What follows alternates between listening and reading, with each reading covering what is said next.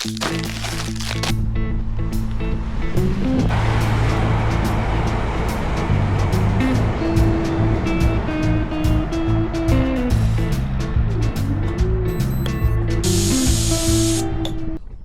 this is day 2 of our test tour, I suppose.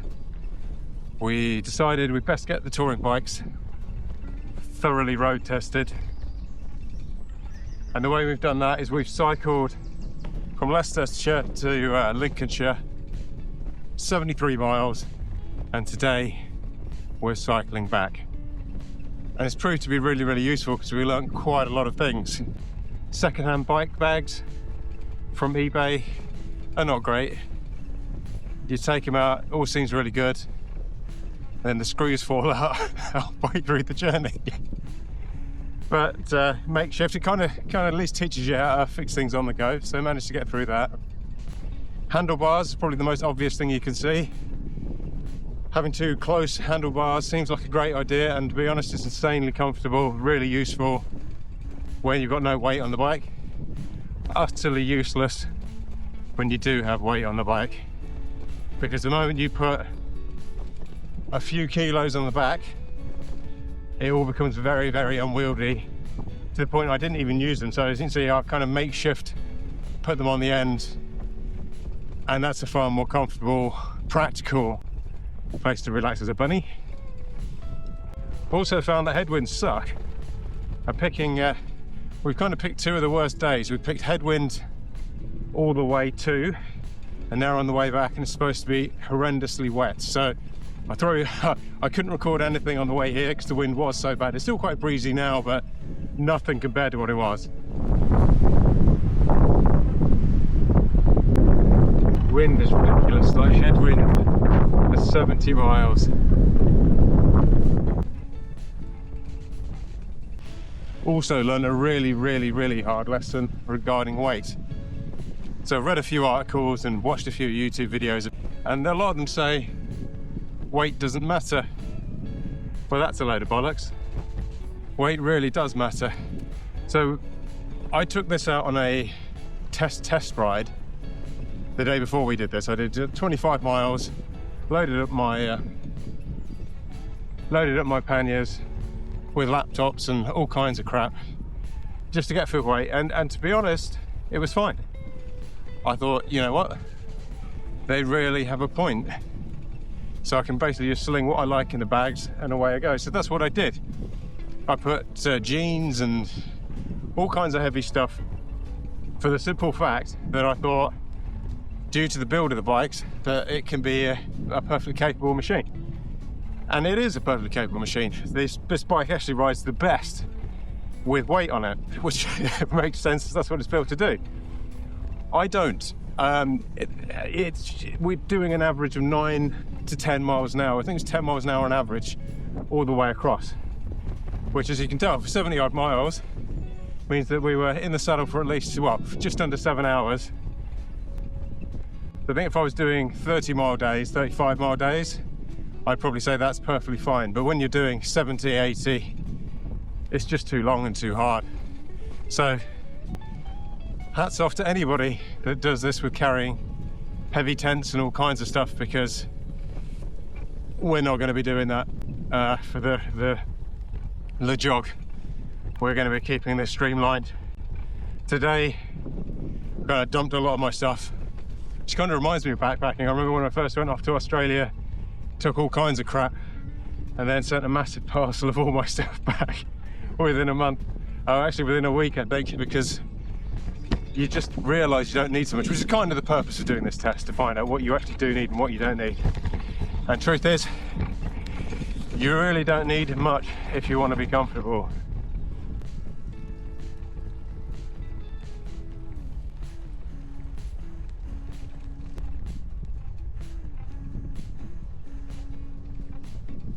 It does take a little bit getting your head around this touring biking versus road biking versus mountain biking versus all these things. They come up with different terms. I think they all do have their place, or they seem as though they are starting to see that they may have more have their place. This is perfect for touring. It's you wouldn't want to use this every day. it would be very cumbersome, very heavy. You'd be much better, to be honest, on a mountain bike with these tyres.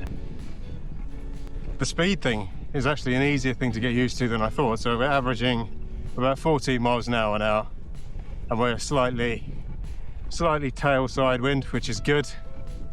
Certainly beats headwind. So when we came across, we were coming through at about 25 to 30 mile an hour gusts for 73 miles, which made for, quite frankly, one of the most miserable experiences I've ever had on a bike. Time does seem to fly by. So for example, when we came across the RTR 315 radar that hangs off the back that lets me know if there's traffic coming, I was very disappointed. We got about 60 miles in, and then I started seeing a battery alert from them saying low battery on your radar.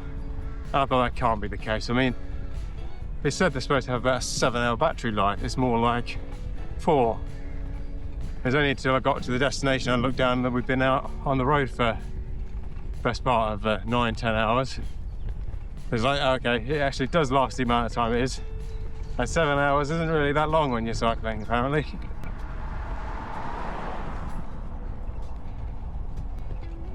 I think that's the difficulty. The thing that I hadn't quite got my head around was the grind element of cycling.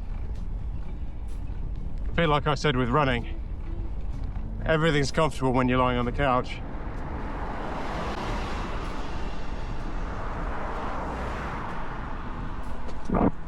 It's not until you're actually out there doing it that you realise what an absolute pain in the arse it is.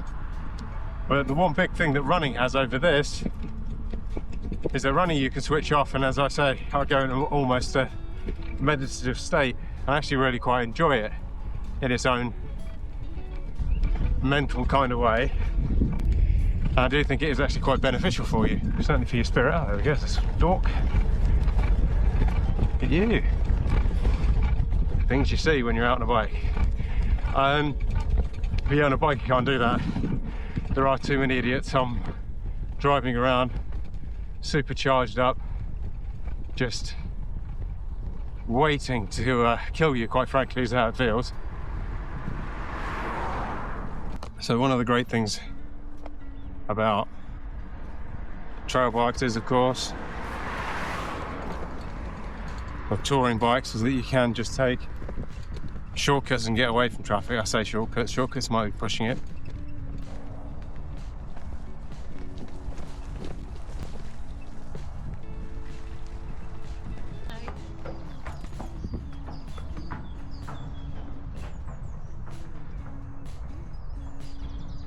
Bump, bump, bump, bump, bump.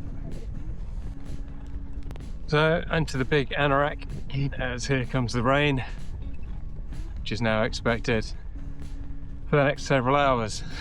But I think we've had the best of it. Never mind. 5 stop as it is absolutely soiling it down. And so far, all the kit is actually holding up okay. My waterproof jacket needs re-proofing. For the bags, which is the most important stuff, the bags are actually staying waterproof, including the dodgy eBay special. The sealskin cap is an absolute must, and the cheap Rock Brothers panniers seem to be doing exactly what they say on the tin. But the rain has died down now, which is quite an improvement. Just need to make sure I get some waterproof trousers. I know we're living in an incredibly selfish world these days, but if it's soiling it down, there are people cycling, puddles everywhere, just slow the f down. What's the point in absolutely cycling? It's the 3rd car I've had that's literally head to toed me with water. Just some VW Golf driving straight through a puddle. Just drives you mad. So far I've had about 2 cars that have actually managed to pull onto the other side of the road when overtaking. 2. in best part of 5 miles. I'm sure there was a time when you used to just count the arseholes on the road, whereas now you kind of count the decent drivers.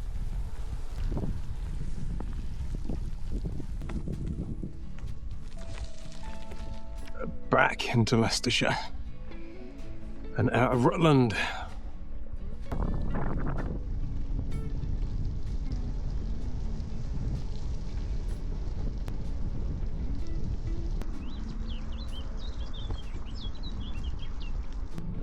So 56 miles in now. But yeah, back into the local area. We cheat our way through Bradgate Park. Don't know if that'll make it any quicker, but it'll be less hills. Stop for a couple of minutes if you want.